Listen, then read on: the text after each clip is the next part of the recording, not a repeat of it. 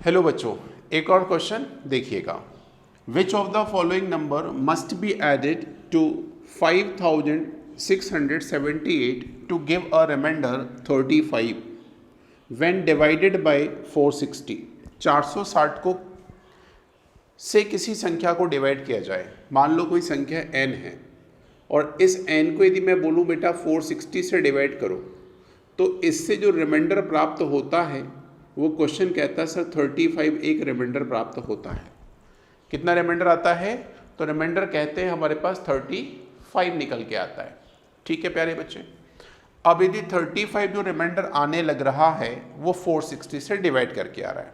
ठीक है मेरे भाई, लेकिन हमारे पास क्वेश्चन में छोटी सी बात, इस n को ऐसे बताया गया है कि इस n को बोलता है इस नंबर में कुछ जोड़ के बताओ, तो वो n बन जाएगा। तो भाई इसका n जो है वो सीधा सीधा दे रखा है, तो हम इसको ऐसे लिख लेते हैं कि 5678 इसमें कुछ संख्या जोड़ी गई होगी और इस संख्या को 460 से भाग लगाएंगे तो जो रिमाइंडर निकल के आएगा वो 35 निकल के आएगा।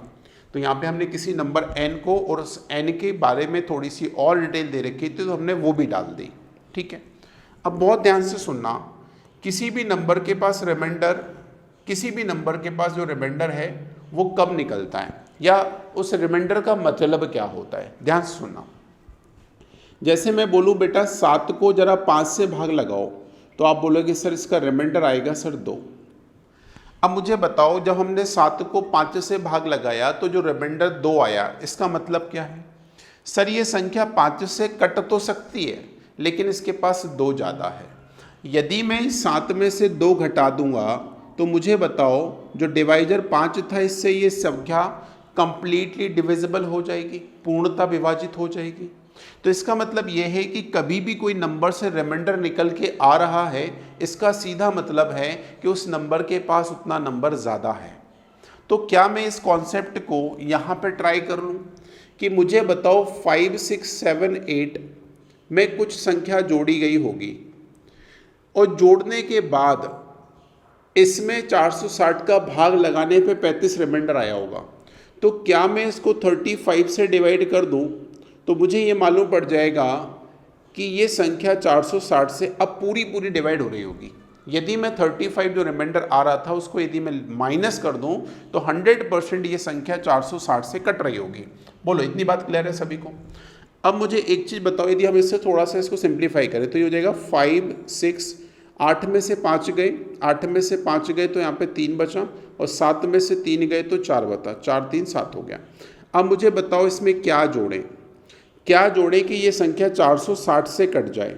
अब मुझे एक छोटी सी बात और यहाँ पे डिस्कस करा दूँ मैं आपको, कोई भी संख्या यदि डिनोमिनेटर से कट रही है, इसका मतलब जो न्यूमिनेटर में नंबर है वो 100% उस नंबर का मल्टीपल भी होगा।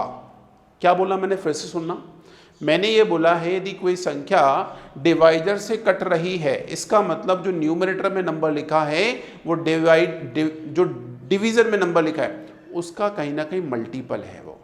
ठीक है, तो मैं ऐसा भी कह सकता हूँ कि ये जो नंबर होगा ये 100% 460 का मल्टीपल होगा।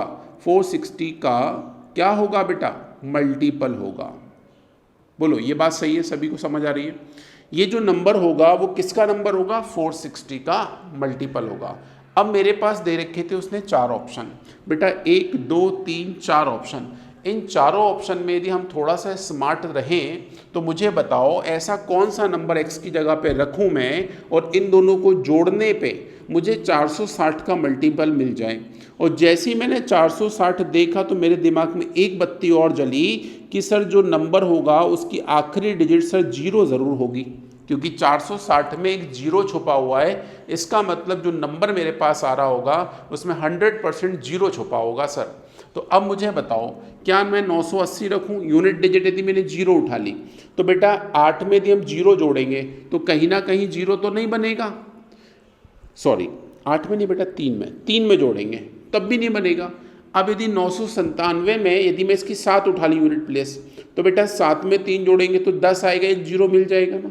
ये वाला ऑप्शन हो सकता है। आगे और तो नहीं छुपे हुए, 5 रख के देख लो, 5 और 3 8 आएगा, हमें 460 मतलब 10 गुना चाहिए।